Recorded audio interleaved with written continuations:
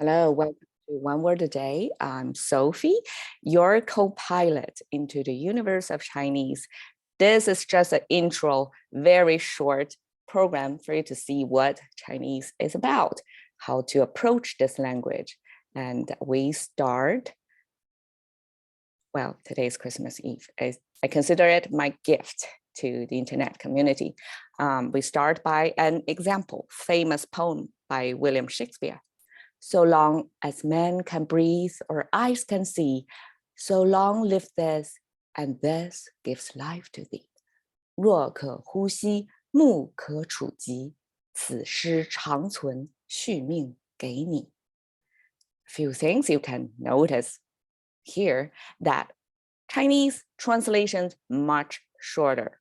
I have to say 90% of the information is captured into the Chinese translation. And also, Chinese poem rhymes. They're organized into this uniform 4-character groupings. That's just a very Chinese way to express, but it's not really a poem format. Here, I just want to show you the space Chinese poem saved. And then I can show you point by point why Chinese is so efficient. So, in a much half the size of the space, saying the same thing. Because Chinese is not inflectional, we are logographical, it's image-based. So these 2 points are, especially the logographical, it's the essence. That's the center of why Chinese is so cool. And because it's logographical, it has to be based on context. One evidence of that is there are roughly 500,000 words in English. Chinese commonly used about 4,000 plus, or 5,000. So it's 100 times difference in terms of unique individual characters or words, entities. So Chinese have to develop or derive their meaning on the same characters. The same character have to carry most of the time multiple meanings, and how to interpret, how to decide exactly which meaning is for that character is based on the grouping or the context, what other words this particular character is hanging out with. And also it's a logical language by forming or derive newer concept, like more recent, less essential concepts by combining different characters to make a new one. So the example in our previous poem translation, we're to see we have breathe and we have 呼吸 means breathing. So 呼 is exhale, 吸 is inhale, 呼吸 together means breathe. And pronunciation-wise, it's much simple than English, because English is multi-syllable, Chinese is always monosyllable, meaning we at most have one vowel at any moment. And this vowel most likely to have consonant before it. So if you can speak in English, convert that sound to Chinese is much easier.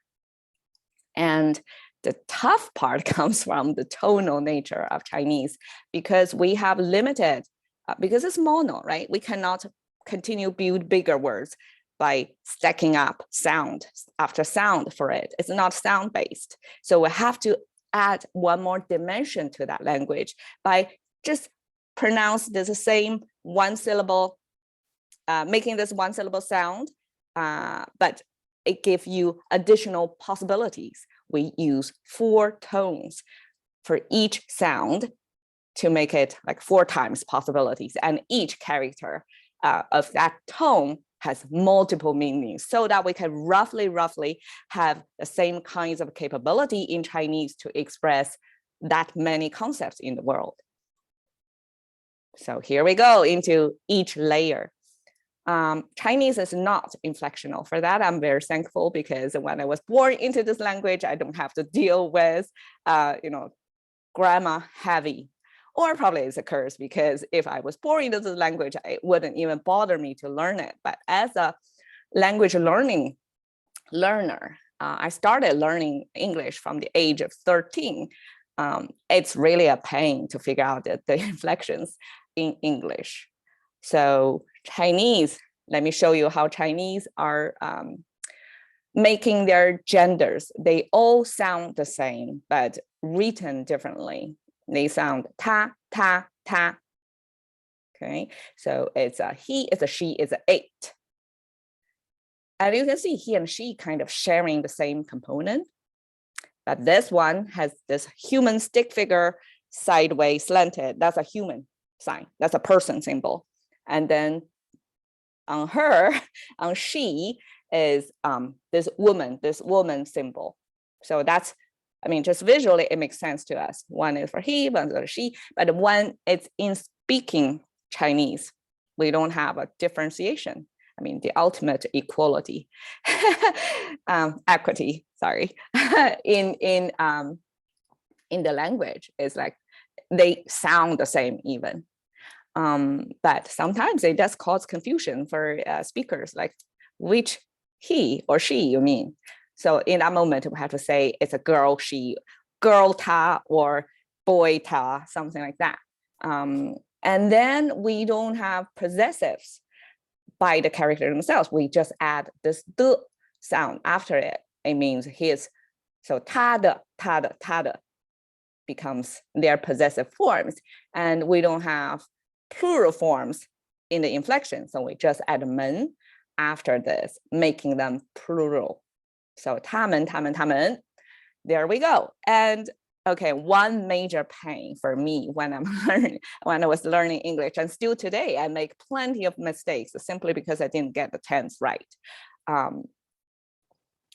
is this English, there are 12 tense.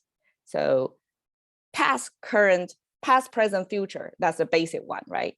And then you have this progressive, this ing form. And then, okay, so this is a past. Then you have this perfect form, means something done, finished. There are consequences already, right? Actions taken. And then you have this future form, as you're gonna do something. But Chinese, we don't have that changes. We only use this 4 characters. Throw into the language, we actually don't distinguish tense in that, that accurately. We don't have 12 at all. We just have this 4 to make sense of, oh, is it happening in the past or in the future, or it's going on? And that way it's our, our covering of the missing of the inflections. So now this is the essential feature of Chinese, the creation of characters. So Chinese are agriculture-based culture. So a lot of the symbols come from the past farming activities. So we're based on this iconic symbols, right? Each character in itself is a little picture. And then from that simple picture, there are a whole universe created, expanded into from. So we have this morpheme, which is the base, kind of like this, and then formed into character, which is like here, 2 morphemes combined to make a new character. And then from characters, like these, each individual are characters, we can combine them. So this one, add this one, add this one, all kinds of combinations, or switch around, flip around, create different meanings for us.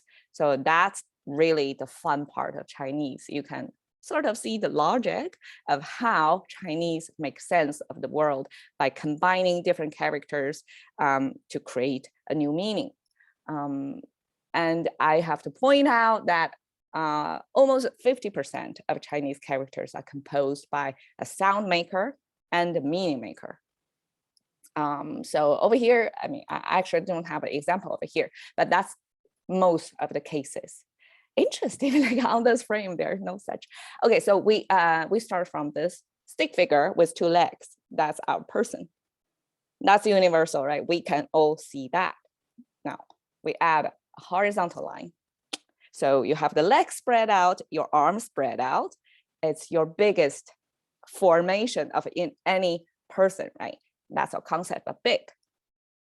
And we have one more line on top of that. How come it becomes the adult male? It turned out that in ancient Chinese culture, men already have their man bun back then. That was in style. That's the default way to wear hair back then.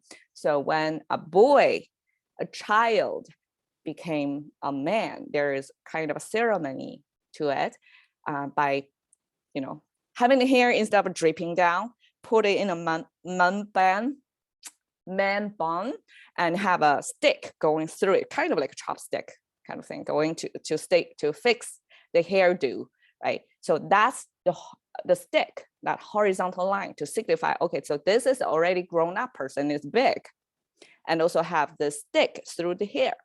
That definitely means an adult male.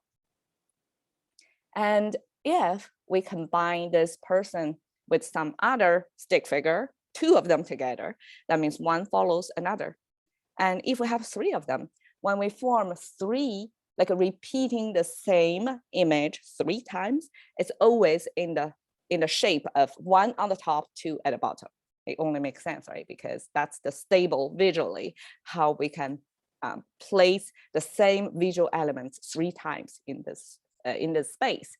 So this is also universal. 3 is a crowd, right? So that exactly means the crowd. Now we have, okay, let me go down the diagonal line, which is not so straightforward. So here we have this stick figure, but okay, so in that frame, we kind of shape it this way because we need to save space. The main element is still there. We have 2 strokes, kind of leg spreading out, almost like doing a yoga pose. And then the element after, next to it is a tree. We have this cross with a canopy pointing downward. That simply is our tree. So a person resting next to a tree means rest. And because it's agriculture based, so during the farming seasons, when a person wants to take a break from the farm work, it's going to be sitting under a tree. And this one, I use kind of a curved line to mean it's not exactly linear, because this is not that straightforward. Like, okay, so you have a person, you have a tree, and you add some signifier at the bottom of the tree. So this signifier, okay, if I try to explain to make sense to you, so without the person on the left side, just the right side, we have a tree and we're pointing down. Okay, that portion of the tree is the root. It means the base of that tree, right? So base becomes this character's meaning. So a person's base, what is a person's base? It's your physical existence. It's your body. That's your first layer. That's your base. In that sense, it makes sense. But actually, in the historical evolution of the character, there were diversion, like 2 versions of this body image. And this actually was used to mean somebody who is clumsy, versus we have another much complicated word to explain human body that's in an elegant form, but because simplicity is appreciated in the language, so we use this one. This one survived to be in our contemporary Chinese vocabulary. Okay, so now we have, from one simple symbol, we already derived into, wait, how many? I cannot count this morning. That's 7. So 8. We already have, 7. I'm sorry, we already have 7 characters that's just built on this, right? And actually this formation, there is a ton with this one on the left side and something else on the right side. It all create a story, like why that's something related to the person, right? Now we have a combination. Fun time comes here. Okay, we have person big. What is person big? Why? It means Congress or Senate. It's actually abbreviation of 人人民代表大会. So we have a 人民代表大会. Okay, so that's our initial. It means people gathering together for a big meeting. So that's a Chinese way, succinct way to mean, okay, that's actually the annual gathering, a political event, 人大. And if we flip it, 大人, big person simply means adult, right? And in ancient time, old society, the subjects of our government, local government, would call the official of that government, who is the judge, the basically, I mean, in America, there are 3 branches, right? In ancient Chinese, it's not split up. It's like one person decides how you are going, if you are going to be a criminal, you're going to be jailed. So it's like a big deal. That person is really holding a lot of power of your livelihood, right? So it's official, and we call that person 大人 to show respect. You're literally bigger than me because you're governing me. I have no power against you whatsoever. So that's 大人. And the 夫人. So now we have adult male. Adult male's person, simply the wife, right? And if we have 大夫, so we have this a big adult male. What does that mean? Okay, in contemporary Chinese, it means doctor. So I guess it's instead of the 大人, which have this political power, difference that you're addressing the one bigger than you. 大夫 means it's also respect to doctors, like because this person simply governing your life. If you're not respected to your doctor, oh, imagine that. I think this is universal. So we call doctor 大夫. The sound changed a little bit, but it came from the source. So 人, now the other side. If we have, okay, this is called a 从众. If we have 从众, it means follow the crowd. What does that mean? Conform, right? And if we have a 众 crowd and a person, it simply means your folks, people that you may or may not know, a grouping of people. So does that make sense to you? Like from one, we create layers and layers of meanings. Okay, contextual. Because Chinese have only limited space to express its meaning. So it's one consonant plus one vowel, right? And even at a tonation, we really have limited expressions. So oftentimes each character is going to be commissioned to multiple functions. Just multitasker, such a multitasker. So here I give you an example of we have 日, the sun. You can see the block with the horizontal line, something energy from it, right? And the moon, 月, we have a crescent with the cloud covering the middle section. That's my visual expression. So both pictures. So now we combine the sun and the moon together. Now this character has at least three possibilities. So here I'm going to show you. So with, okay, it's pronounced as 明. If 明 goes with 亮, they hang out together. They make it bright because 亮 means illuminating. So you have illuminated, bright, or illuminated as if both sun and moon are in the sky. It's super bright. And here, 明 with 白 together, 明白 together means you got it, you understand it. It's as clear as sky, as white color. So 白 means white. It simply means you get it. It's clearly laid out. And 明天, 天 means day. So if a sun moon day, what does that mean? It means the next day after you see the sun and then you see the moon, it's the next day. It's very logical, right? But for Chinese, for us to understand what exactly that mean is, we have to see who this mean is with. I mean, isn't that fun? It's almost like a person, like your individual characters or your dynamics in the network of the society. It's not just by you, it's by who you're hanging out with. The dynamics define interpersonal I mean, it's a fun way to look at it. And logical. So just now I showed you a little bit by the stick figure derivation of new concepts from it. When we have one character, we can combine it with other characters sort of logically to make new meaning. So there are two ways, at least. Two ways here I'm showing you is the total part. So here is the total thing, means machine. 机 means machine. And 关 means trigger. So we have both the machine and the trigger on the machine, which is the part of the total. Together, we mean trigger. If you say 关 by itself, because 关 also carry other meanings, we don't know what that is. We have to combine, okay, this is a machine's trigger. That together means trigger. And we have, okay, in Chinese, contemporary Chinese, we call 机床 to mean CNC machine, which is a heavy, bulky machinery, modern piece of computer controlled machinery to cut up shapes. If you work in the supply chain, most likely you heard of this word, CNC. And then 机器. Okay, 器 means tools or some kind of a mechanical structure.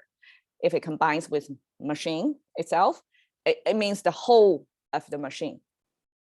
So because 机 can mean multiple things as well, right? So if we have another kind of machine meaning thing, two or two together confirms, okay, that means the total of the machine.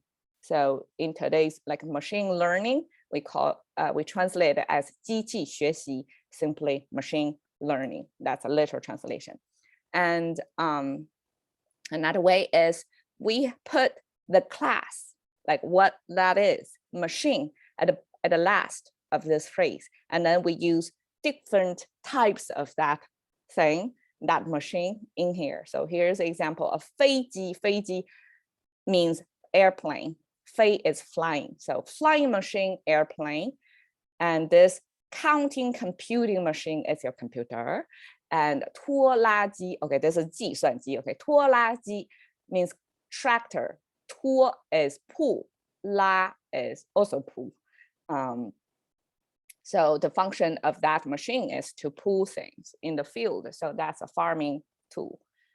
So that way you can see it's quite logical. If we want to create like whatever new machines humans come up with, we have a way to use the function in front of the machine to know exactly what that machine is about. So that way we don't have to create, you see in English, totally different character, total different words to express that concept. But in Chinese, the language is capable of grabbing the class of that thing and then use the function in front of that thing to give you exactly what that thing is about, what kind of machine it is. Okay, Chinese is also logical in a way that it's numerical oriented. So Chinese, because the solar calendar is a Western concept, Chinese lived on their own lunar calendar, which got 24 segments of the time. So cut out the year in 24 segments instead of 12, right? So when the Western calendar, the solar system based calendar was introduced, Chinese simply mark it with number. So January is our month 1, February month 2. So when it comes to the computer age, it makes total sense for Chinese. Like we can just jump to month 7 to July. Like there's no conversion there. We don't have to think July actually means the 7th month of the year. We have it in our language. And same thing for weekdays. So instead of actually the beginning of the week, starting from Sunday in American culture, in Chinese, we use Monday as the day 1 of the week. So Monday is day 1, Tuesday, day 2, all the way to day 6. And then when we say Sunday, we say it's day about the sun. So we make it different to mean it's a restful day. You don't have to work on that day. Again, this was the week system, 7-day week system was introduced later to the culture. So we have to adapt that. by, you know, marking each day a number. And here comes the pronunciation part. As I mentioned before, Chinese is monosyllable. So only a consonant or without a consonant, just the vowel itself combined. And there are only this many kind of sound. Basically, it's a very limited combination. And because it's monosyllable, we cannot really create any big words from it. So we have to use tonation. So the only thing in Chinese pronunciation that's not existing in English is this U sound. So you see the vowels, we have A, O, E, we call it not E, okay. I, U, U, sorry. A, O, I, U. Okay, that's Chinese way to say these vowels. And then this with two dots on it, we pronounce as U, U. And because on the keyboard, there's no such character, right? We use a V, because if you notice here on the vowel, on the consonant side, there's no V sound in Chinese. So just for convenience, we use that as a placeholder for the vowel actually. And tonal is a logical product of the limitation of the sound we can make. We can only make this short, and we only have limited combinations of consonant plus vowel.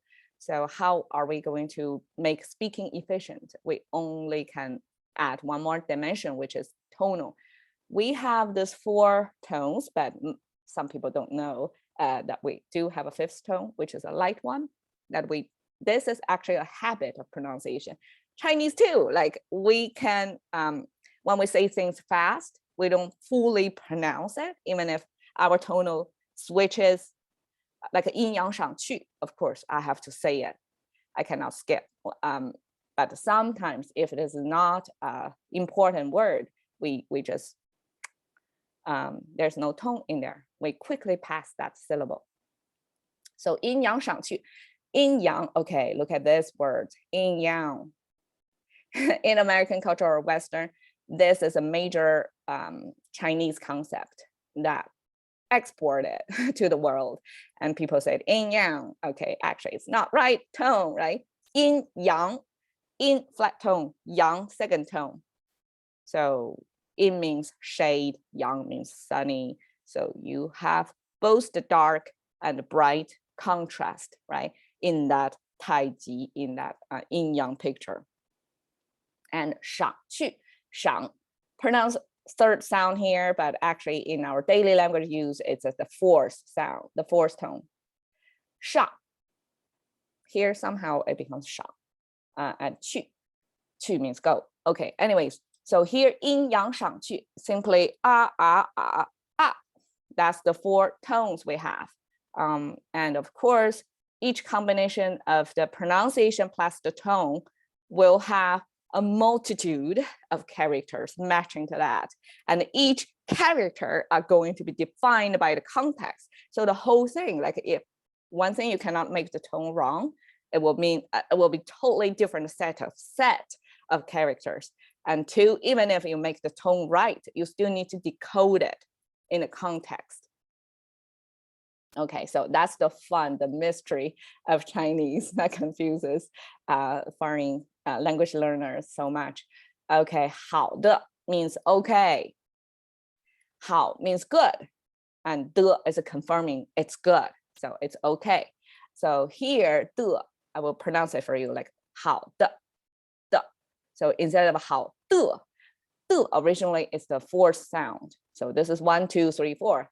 Chinese like to mark their things in numbers, right? So instead of 的, we have 好的. It's a light tone. Okay, so here is just some history about Chinese.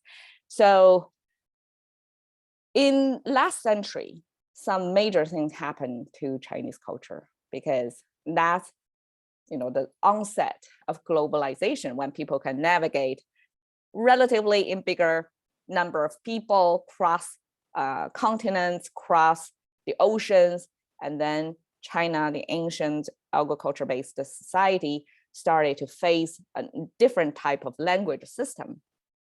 and need have this build up this connections to the world, like in a much bigger scale versus, yeah, we had Silk Road before, but that's like a smaller scale, more control, the trickling of, the commerce or language exchange. But then this is the onset of globalization. So from a local language that based in East Asia to merge into the global, mostly sound-based language system. So at that time, some people want to make this merging process, this connecting to the Western civilization easier by romanizing Chinese. So basically, the extreme one would be to let go, like just scrape all the Chinese characters, those little images, scrape them, just use the pronunciation of them. Yeah, we have tone, but foreigners can manage that. But that thing didn't take off, thank God. It didn't take off. So we still have the heritage of the characters itself. But at the same time, in the computer age, we can still enter Chinese by spelling out the pronunciation of the Chinese, the Roman. So it did contribute to Chinese linking to the Western world by connecting the sound together, but preserve the characters used. And also like 1958, the second wave, like, do we just, give up the characters, just connect with the Western world by sound? Luckily, no, didn't happen. Okay, so example here is I. This is the character, how it looks. This is the sound. See how much simpler it would be for the Westerners, right? Just operating on I. And okay, we have a fourth tone over there. But much, much simpler. But that's like give up the beauty, the essence of the Chinese language, right? Another process the Chinese language went through a simplification because Chinese characters used to be, long evolution. You can imagine start from the stick figure and then things start to build up to attach to it, visually attach to it. And then combined. So in the building up of the language, starting from smaller concepts and then more complicated, layering up, it can get pretty complicated. Each individual characters can be written like by many, many strokes. So that's what we call traditional Chinese. And when the CCP, Communist China Party, I forgot what is CCP. When they came into power, they think about, okay, traditional Chinese, only the rich or privileged can send their kids to study, spend years just to memorizing all those characters. Like how come they increase the literacy of the commoners, of the mass? So they did a great thing, actually, a good service to the Chinese people in general to make it more popular, to make people access Chinese language by simplify it. So here's an example. Again, I means love. So we have this traditional I and the simplified I. Here we only took out the middle part. The middle part actually is heart. So now you have a love without heart in it. Okay, I will talk about that more later on, but there's something funny, of course, happened in the simplification process, like among this complicated structure, which ones we want to keep. But eventually, I was educated after the 1986 version of simplification or standardization of the simplified Chinese. So I learned the simplified Chinese from start. And I appreciate that because that definitely made my life easier as a student of Chinese language.